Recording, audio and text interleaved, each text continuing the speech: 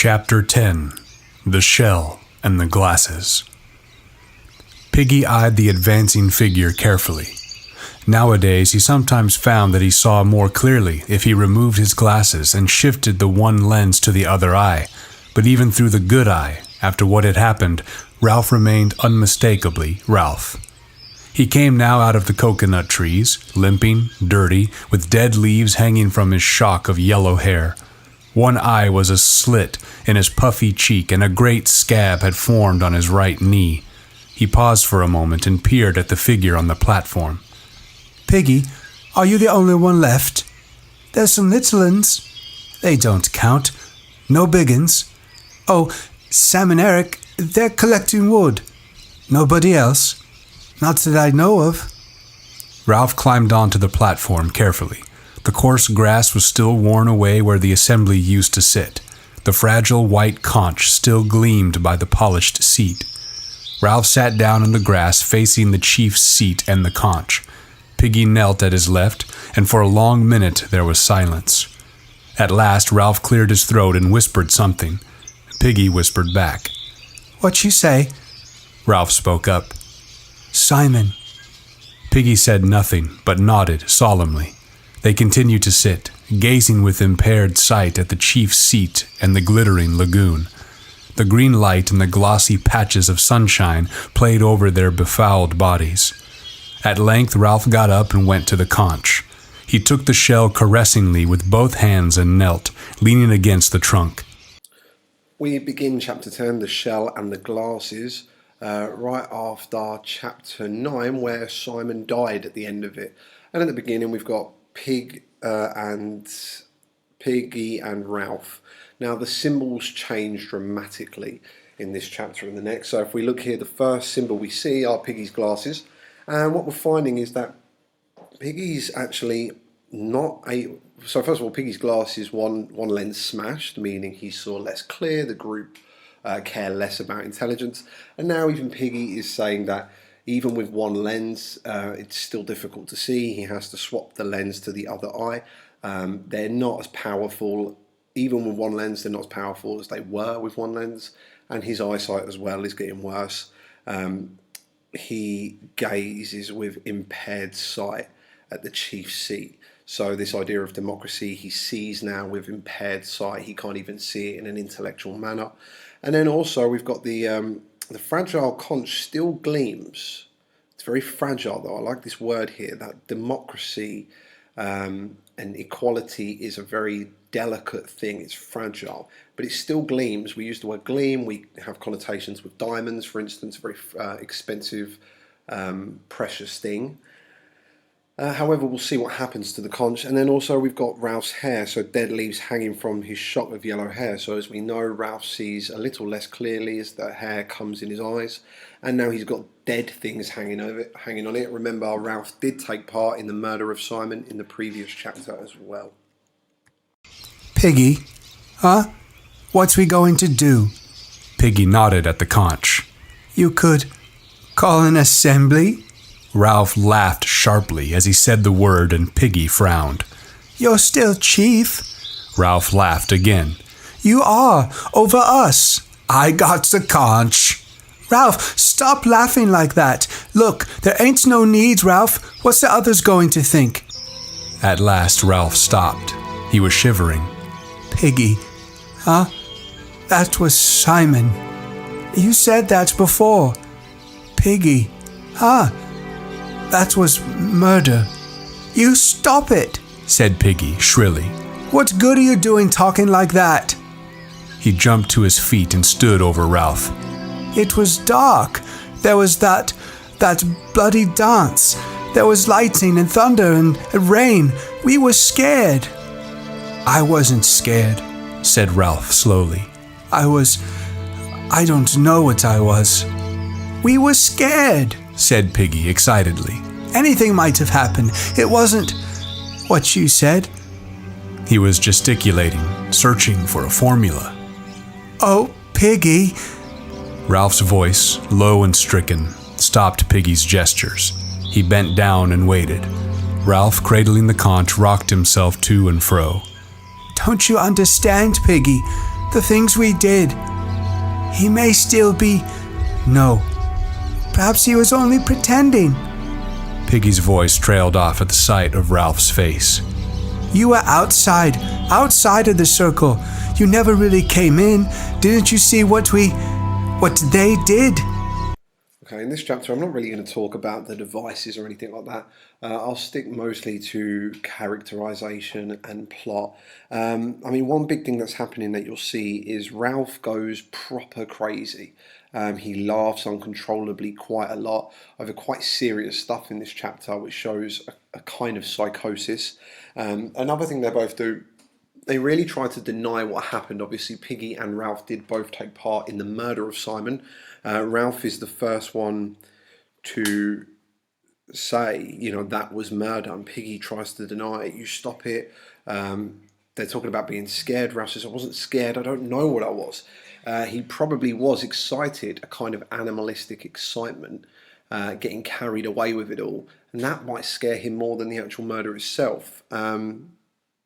Then again, they keep trying to deny it. Perhaps he was only pretending. Perhaps Simon was only pretending. They say, you were outside the circle. You never really came in. And then eventually they'll both say none of them saw anything. So we'll see as they keep denying it and try to avoid what really happened that night. There was loathing, and at the same time a kind of feverish excitement in his voice. Didn't you see, Piggy? Not all that well. I only got one eye now. You ought to know that, Ralph. Ralph continued to rock to and fro. It was an accident, said Piggy suddenly. That's what it was, an accident. His voice shrilled again. Coming in the dark. He hadn't no business crawling like that out of the dark. He was batty. He asked for it. He gesticulated widely again. It was an accident. You didn't see what they did. Look, Ralph, we got to forget this. We can't do no good thinking about it, see? I'm frightened of us. I want to go home. Oh, God, I want to go home. It was an accident, said Piggy stubbornly. And that's that. He touched Ralph's bare shoulder, and Ralph shuddered at the human contact. And look, Ralph. Piggy glanced round quickly, then leaned close. Don't let on we was in that dance. Not to Sam and Eric. But we were, all of us. Piggy shook his head. Not us till last. They never noticed in the dark. Anyway, you said I was only on the outside. So was I, muttered Ralph. I was on the outside too. Piggy nodded eagerly. That's right, we was on the outside. We never done nothing. We'd never seen nothing. Piggy paused, then went on. We'll live on our own, the four of us. 4 of us. We aren't enough to keep the fire burning. We'll try. See, I lit it. Sam and Eric came dragging a great log out of the forest. They dumped it by the fire and turned to the pool. Ralph jumped to his feet. Hi, you two. The twins checked a moment, then walked on. They're going to bathe, Ralph. Better get it over. The twins were very surprised to see Ralph. They flushed and looked past him into the air. Hello, fancy meeting you, Ralph. We just been in the forest. So again, Piggy says, I've only got one eye. Again, indicating that he doesn't see clearly, he's not as intelligent, he's becoming lost and more savage from being on the island. Then again, all the boys just keep on denying it and trying to gloss over the fact that Simon was murdered. They keep saying, it was an accident, it was an accident. I like this bit, I'm frightened of us. I want to go home, oh God, I want to go home. This is Ralph now, so he's scared of the boys. He's even beginning to realise that they are the beast, they are the problem, they are the Lord of the Flies. And then as Ralph actually shudders when Piggy touches him. He shudders at human contact. He doesn't like the idea of humans and human nature anymore. He knows this evil side of human nature. And then as Sam and Eric come, they're like, don't let them know that we were there, we were there at the dance. Piggy's like, but everyone was there. And then Piggy says, not us till last. They didn't notice. I was only on the outside of the circle anyway. I wasn't in it. And Ralph's like, yeah, I was on the outside too. that's right, we were both on the outside. We never done nothing. We never seen nothing. So they're really trying to deny that they were there at all, or that they partook in it. But deep down, they know they did. To get wood for the fire, we got lost that night. Ralph examined his toes. You got lost after the... Piggy cleaned his lens. After the feast, said Sam in a stifled voice. Eric nodded. Yes, after the feast. We left early, said Piggy quickly, because we were tired. So did we, very early. We were very tired. Sam touched a scratch on his forehead and then hurriedly took his hand away. Eric fingered his split lip. Yes, we were very tired, repeated Sam. So we left early. Was it a good... The air was heavy with unspoken knowledge. Sam twisted and the obscene words shot out of him. Dance? Memory of the dance that none of them had attended shook all four boys convulsively. We left early. When Roger came to the neck of land that joined the Castle Rock to the mainland, he was not surprised to be challenged. He had reckoned during the terrible night on finding at least some of the tribe holding out against the horrors of the island in the safest place. The voice rang out sharply from on high, where the diminishing crags were balanced on one another. Halt! Who goes there? Roger. Advance, friend. Roger advanced. You could see who I was. The chief said we got to challenge everyone. Roger peered up. You couldn't stop me coming if I wanted. Couldn't I? Climb up and see. Roger clambered up the ladder-like cliff. Look at this. Again, Piggy, Ralph, Sam and Eric, they're all denying what happened. They're looking at their toes. We got lost. Yeah, we got lost. Piggy cleans his lens instead of facing the fat after the feast. We did too, Sam and Eric say the same thing. We left early. They're all trying to deny it. But the air was heavy with unspoken knowledge. It's very much apparent that they were all involved in the murder of Simon. And they're just not talking about it. And then we swap to Roger, and he goes to Castle Rock. Obviously, it's not a real castle, it's just a rock. There's a metaphor there. And there's some war words are holding out against. It's kind of a war word, but the horrors of the island. So even Roger, who's one of the hunters and is one of the more aggressive, violent boys, even he believes that there's horror on this island, and he thinks he'll find people there. And then there's some more war words. Halt, advance, ladder-like cliff. They're even comparing elements of the cliffs, using similes to ladders, things you might find in a fort. What I find really interesting as well is Jack isn't called Jack. It's almost, you'll see in the next few pages as well, he's only referred to as the chief. And it's almost like he's completed his full transformation into savage. He's completely shedded the skin of civilized life and he's become this full savage person now.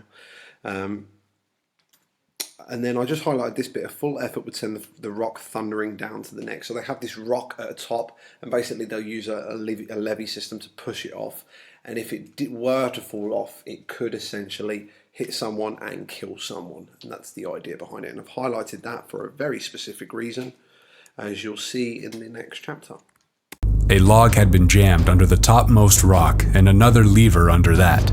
Robert leaned lightly on the lever, and the rock groaned. A full effort would send the rock thundering down to the neck of land. Roger admired. He's a proper chief, isn't he? Robert nodded. He's going to take us hunting. He jerked his head in the direction of the distant shelters where a thread of white smoke climbed up the sky. Roger, sitting on the very edge of the cliff, looked somberly back at the island as he worked with his fingers at a loose tooth. His gaze settled on the top of the distant mountain, and Robert changed the unspoken subject. He's going to beat Wilfred. What for? Robert shook his head doubtfully. I don't know. He didn't say. He got angry and made us tie Wilfred up. He giggled excitedly. He's been tied for hours, waiting. But didn't the chief say why? I never heard him. Sitting on the tremendous rock in the torrid sun, Roger received this news as an illumination. He ceased to work at his tooth and sat still, assimilating the possibilities of irresponsible authority. Then, without another word, he climbed down the back of the rocks toward the cave and the rest of the tribe. The chief was sitting there, naked to the waist, his face blocked out in white and red. The tribe lay in a semicircle before him. The newly beaten and untied Wilfred was sniffing noisily in the background. Roger squatted with the rest. "Tomorrow," went on the chief, "we shall hunt again." He pointed at this savage and that with his spear. "Some of you will stay here to improve the cave and defend the gate. I shall take a few hunters with me and bring back meat. The defenders of the gate will see that the others don't sneak in." A savage raised his hand, and the chief turned a bleak, painted face toward him. "Why should they try to sneak in, chief?" The chief was vague, but earnest. "They will. They'll try to spoil things we do. So the watchers at the gates must be careful, and then..." Again, Roger's quite uneasy. I think someone who plays with a loose tooth is a sign of someone who's definitely not cool with something. They're uneasy. They're a bit anxious. And he goes to the fort and he sees they're going to beat someone called Wilfred, one of the boys called Wilfred. They ask why. He says, "I don't know why." Robert says he doesn't know why. "He got angry and made us tie Wilfred up." This becomes one of the things the boys do. They tie people up and they torture them. He giggled excitedly, he's been tied for hours. So they still see it as a game. They're quite vicious, vindictive children, these lot. They've tied someone up in order to torture them and they're giggling about it. And they are just kids, remember. They're kids who have fled England because of World War, where a nuclear bomb has destroyed everyone. And they're laughing about this stuff. So they're obviously not right in the head. And I think this goes to really show Golding's opinions of humans and mankind. And then, Roger stops playing with his tooth and he sits there assimilating the possibilities of irresponsible authority. So he's really considering the gravity of what Jack is doing. He's considering what irresponsible authority, basically leaders who don't act with while being held accountable. They're not responsible for their actions. They can have horrible results, and Roger's starting to think about this. I don't think he's fully turned yet, even though he is one of the more violent kids. And then we go to Jack, the chief. Again, it's not said his name. He's just called the chief. The chief was sitting there naked to the waist, his face blocked out in white and red. The tribe lay in a semicircle before him. The newly beaten and untied Wilton was sniffing noisily in the background. Roger squatted with the rest. So Roger sits down and he sees the chief sitting there on his throne, naked to the west. The tribe are before him. It's very savage and dictator sort of vibes I'm getting here. Someone leading and everyone just doing what they're told. It's almost like a cult, a religious cult, fanatics, dictators, that kind of thing, demagogues. And then we've got some more war words here: defend the gay. I like this as well. A savage raised his hand. I feel like that's almost oxymoronic. It's a bit of a paradox. To raise one's hand is a very civilized thing to do. To speak in an order which is obedient and respectful of other people, and yet it's as a savage did it. So it's almost a paradox. It's almost an oxymoron there. The chief paused. They saw a triangle of startling pink dart out, pass along his lips, and vanish again. And then the beast might try to come in. You remember how he crawled? The semicircle shuddered and muttered in agreement. He came, disguised. He may come again even though we gave him the head of our kill to eat. So watch and be careful. Stanley lifted his forearm off the rock and held up an interrogative finger. Well, but didn't we? He squirmed and looked down. No! In the silence that followed, each savage flinched away from his individual memory. No! How could we kill it? Half relieved, half daunted by the implication of further terrors, the savages murmured again.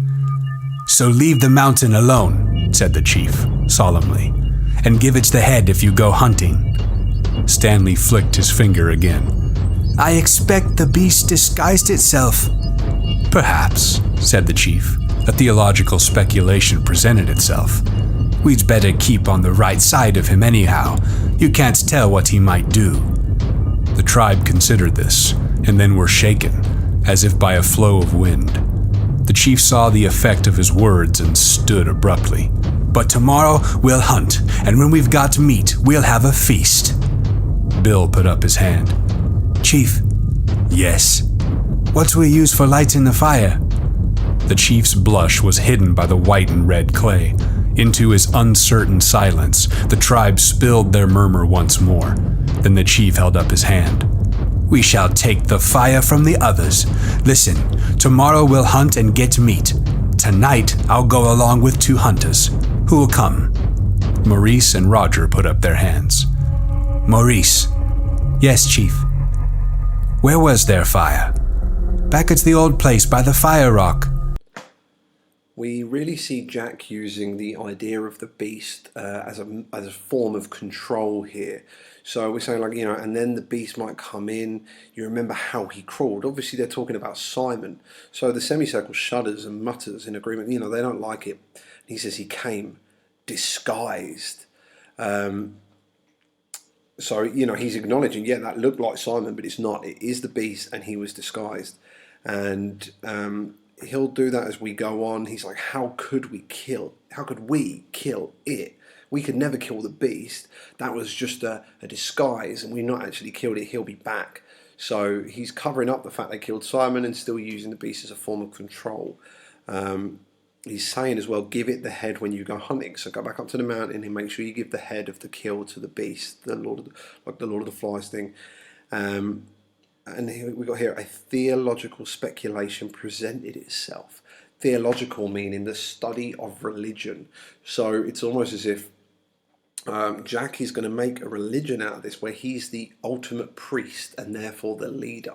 It's kind of like a cult, like I say, a bit like an autocratic dictatorship.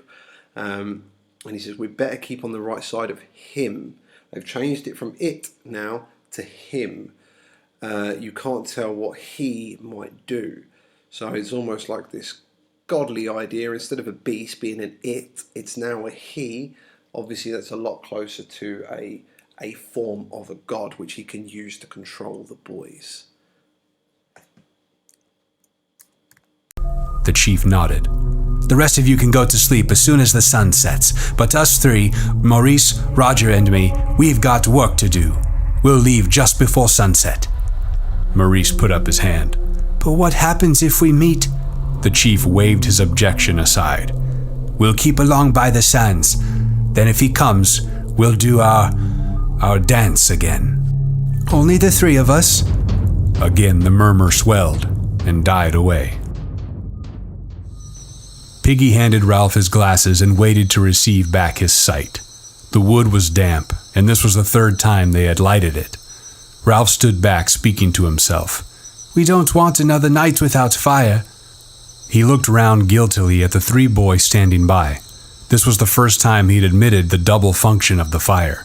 Certainly one was to send up a beckoning column of smoke, but the other was to be a hearth now, and a comfort until they slept. Eric breathed on the wood till it glowed and sent out a little flame. A billow of white and yellow smoke reeked up. Piggy took back his glasses and looked at the smoke with pleasure. If only we could make a radio, or a plane, or a boat. Ralph dredged in his fading knowledge of the world. We might get taken prisoner by the Reds. Eric pushed back his hair. They'd be better than... He would not name people, and Sam finished the sentence for him by nodding along the beach. Ralph remembered the ungainly figure on a parachute. He said something about a dead man. He flushed painfully at this admission that he had been present at the dance. He made urging motions at the smoke and with his body. Don't stop. Go on up. So Jack, the chief, has said they're going to go steal fire. Chief, Jack, Maurice and Roger, they're all going to go to the Piggy and Ralph's little camp and steal fire. They'll steal the thing they used to make the fire. And then we swap over to Piggy and Ralph, and for the first time, Ralph admits that the fire isn't just for getting rescued, but they do also like it at night because it gives them a sense of comfort and safety and keeps them warm. And then they're talking, and they say, we might get taken prisoner by the Reds. So this is actually a reference to the setting of Lord of the Flies. Now, it's likely that this could be Reds as in the Soviet Union. So this was written after World War II, but around the sort of time of the Cold War. So after World War II, we had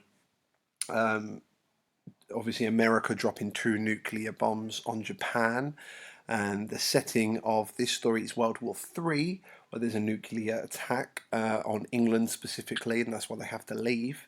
But the book was written just before or just around the time of the Cold War, where America and Russia were extremely close to nuclear war, perhaps the closest we've ever been to a full nuclear war. And obviously, as some of you may know, the Reds often refers to the sort of communist Soviet Union. So I could say we might get taken prisoner by the Reds. That is a reference to the setting of the book and could also be linked to the real world. And that they still said they'd be better than. So they'd be better. They don't need to finish it. But obviously they'd be better than the chief. They'd be better than Jack. To be captured by him would be worse than being captured by the people England are at war with in the story.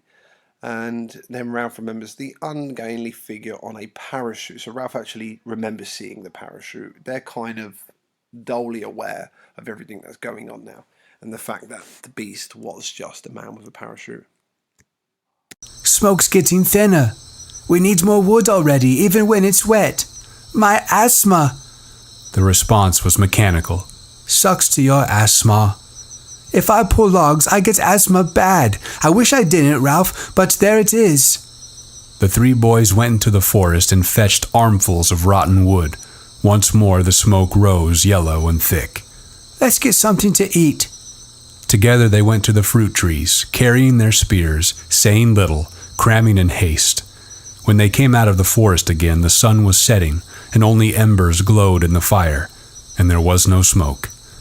I can't carry any more wood, said Eric. I'm tired. Ralph cleared his throat. We kept the fire going up there. Up there it was small, but this has got to be a big one. Ralph carried a fragment to the fire and watched the smoke that drifted into the dusk.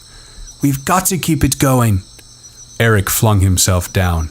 I'm too tired. What's the good? Eric, cried Ralph in a shocked voice. Don't talk like that. Sam knelt by Eric.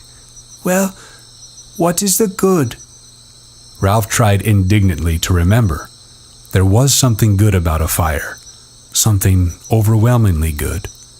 Ralph's told you often enough, said Piggy moodily. How else are we going to be rescued? Of course, if we don't make smoke... He squatted before them in the crowding dusk. Don't you understand? What's the good of wishing for radios and boats? He held out his hand and twisted the fingers into a fist. There's only one thing we can do to get out of this mess.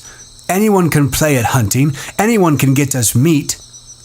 He looked from face to face. Then, at the moment of greatest passion and conviction, that curtain flapped in his head, and he forgot what he had been driving at. He knelt there, his fist clenched, gazing solemnly from one to the other. Then the curtain whisked back. We see the famous line, sucks to your asthma. And then they're talking about the fire. Now we see as well Ralph kind of losing himself again. As the story's gone through, we see Ralph become a little bit more crazy, a little bit more out of touch with what's going on. He starts off a very clear, level-headed public speaker who's fit to be a leader. He's very charismatic. Everyone wants to vote for him to be leader.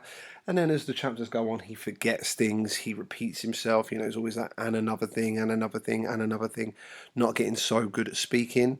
And here, you know, he's forgetting why did they even have the fire? Ralph tried indignantly to remember. There was something about fire, something overwhelmingly good. Piggy has to say, how else are we going to be rescued? Of course, if we don't make smoke...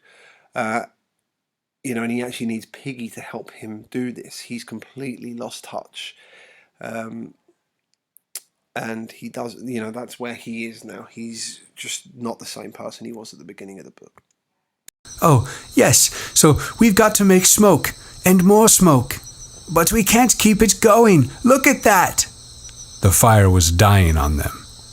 2 to mind the fire, said Ralph, half to himself. That's 12 hours a day. We can't get any more wood, Ralph. Not in the dark. Not at night. We can light it every morning, said Piggy. Nobody ain't going to see smoke in the dark. Sam nodded vigorously. It was different when the fire was up there. Ralph stood up, feeling curiously defenseless with the darkness pressing in. Let the fire go then, for tonight. He led the way to the first shelter, which still stood, though battered. The bed leaves lay within, dry and noisy to the touch. In the next shelter, a little one was talking in his sleep. The 4 big uns crept into the shelter and burrowed under the leaves. The twins lay together, and Ralph and Piggy at the other end. For a while there was the continual creak and rustle of leaves as they tried for comfort. Piggy, yeah, all right, suppose so. At length, save for an occasional rustle, the shelter was silent. An oblong of blackness relieved with brilliant spangles hung before them, and there was the hollow sound of surf on the reef. Ralph settled himself for his nightly game of supposing. Supposing they could be transported home by jet, then before morning they would land at that big airfield in Wiltshire. They would go by car. No, for things to be perfect, they would go by train, all the way down to Devon, and take that cottage again. Then at the foot of the garden, the wild ponies would come and look over the wall. Ralph turned restlessly in the leaves. Dartmoor was wild, and so were the ponies, but the attraction of wildness had gone. His mind skated to a consideration of a tamed town where savagery could not set foot. What could be safer than the bus center with its lamps and wheels? I like the imagery here. The 4 big uns crept into the shelter and burrowed under the leaves, almost like they're animals that are on the run. They're prey as opposed to predators. And then we've got here Ralph's kind of thinking back to home. He was supposing about going home by jet and then getting a car. No, a train. It's a very British thing to take the train, going to the cottage, the wild ponies. But the attraction and wildness had gone. He doesn't want the wild ponies anymore. He'd rather have a bus centre with its he'd rather have lamps and wheels, places with buses, and not anywhere where savagery could set foot. All at once, Ralph was dancing round a lamp standard. There was a bus crawling out of the bus station. A strange bus. Ralph, what is it? Don't make a noise like that. Sorry. From the darkness of the further end of the shelter came a dreadful moaning, and they shattered the leaves in their fear. Sam and Eric, locked in an embrace, were fighting each other. Sam! Hey, Eric! Presently, all was quiet again. Piggy spoke softly to Ralph. We got to get out of this. What do you mean? Get rescued. For the first time that day, and despite the crowding blackness, Ralph sniggered. I mean it, whispered Piggy. If we don't get home soon, we'll be balmy. Round the bend. Balm happy. Crackers. Ralph pushed the damp tendrils of hair out of his eyes. You write a letter to your auntie. Piggy considered this solemnly. I don't know where she is now, and I haven't got an envelope and a stamp, and there isn't a mailbox or a postman. The success of his tiny joke overcame Ralph. His sniggers became uncontrollable. His body jumped and twitched.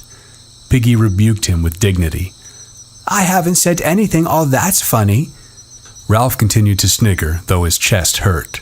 His twitchings exhausted him till he lay breathless and woe-begone, waiting for the next spasm.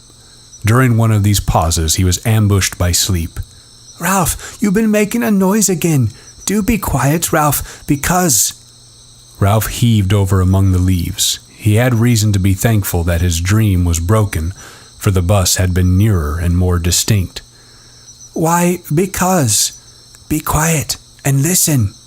So again, Ralph is thinking about going back, and he's imagining a bus, and crawling out of the bus station, a strange bus, and he's making noises, and Piggy even says, don't make a noise like that.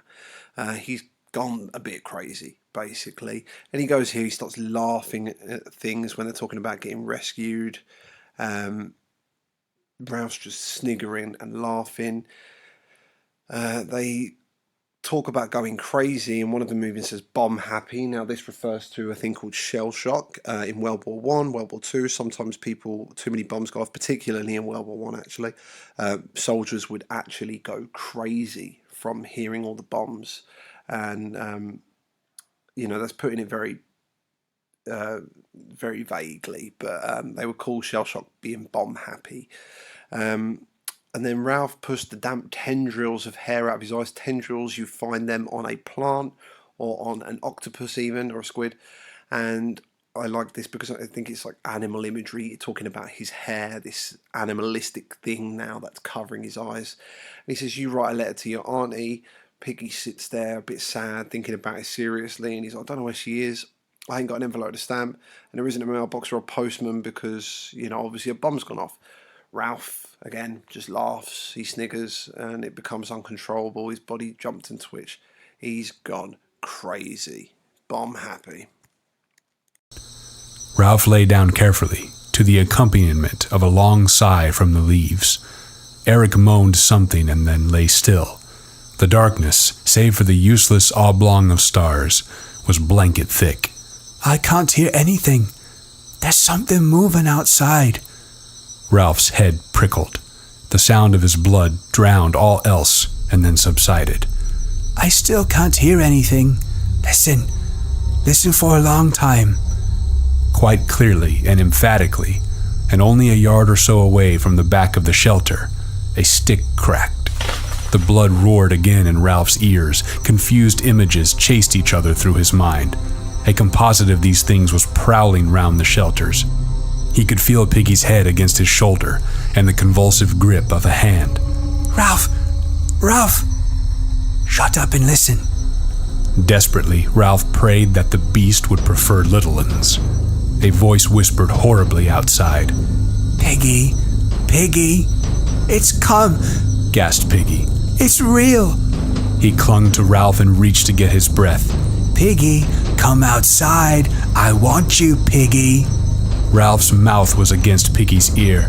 Don't say anything. Piggy, where are you, Piggy? Something brushed against the back of the shelter. Piggy kept still for a moment. Then he had his asthma. He arched his back and crashed among the leaves with his legs. Ralph rolled away from him. So at night, while the darkness, save for the useless oblong of stars, was blanket fit, there is a fight where the hunters come into the huts of Ralph's, Sam and Eric, Piggy, to steal Piggy's glasses. And there's a fight going on. Now I like this metaphor here, darkness save for the useless oblong, the stars was blanket thick. Obviously darkness is symbolic for like evil, the unknown, and lightness fights it, but the stars don't do enough, although it's a blanket, although it's, it's in the sky. It's useless. They're not lighting anything up. But then we see whilst the fight is occurring, there are loads and loads of animal imagery. There's lots of animal imagery.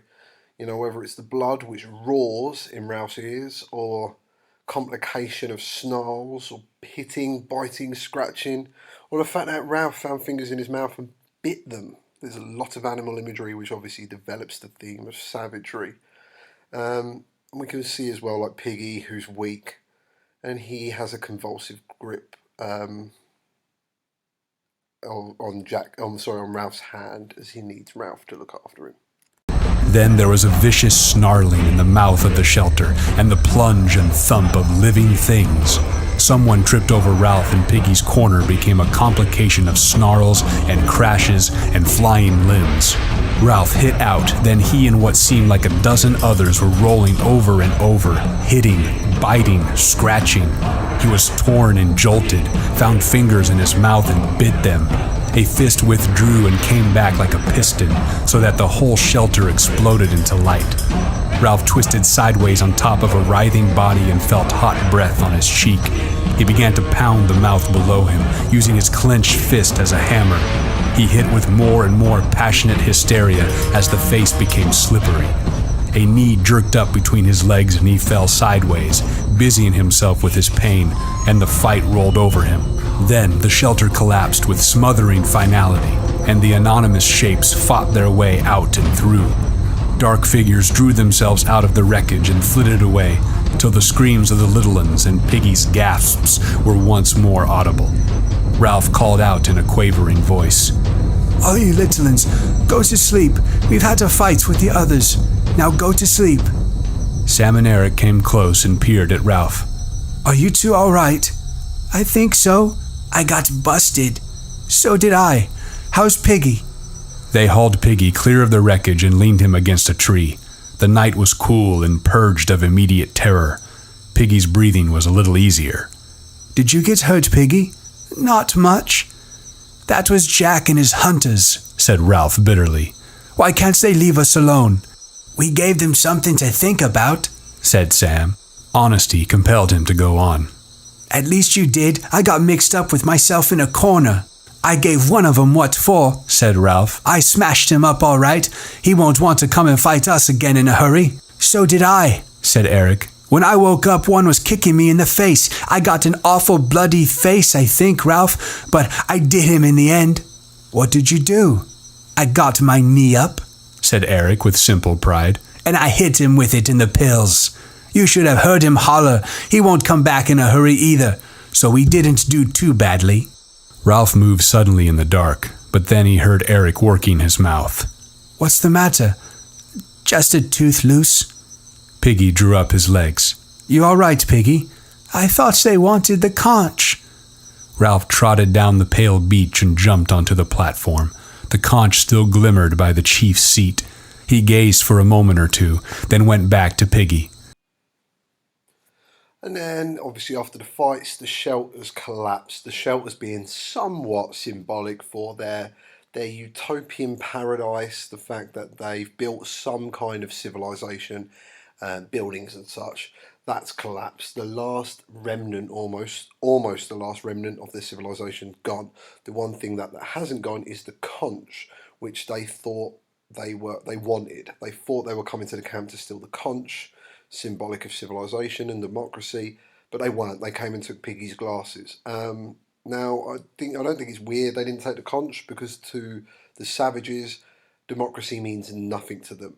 They have their own kind of governance built on authority and violence and power, as opposed to democratic free elections. "They didn't take the conch." "I know, they didn't come for the conch. They came for something else. Ralph, what am I going to do?"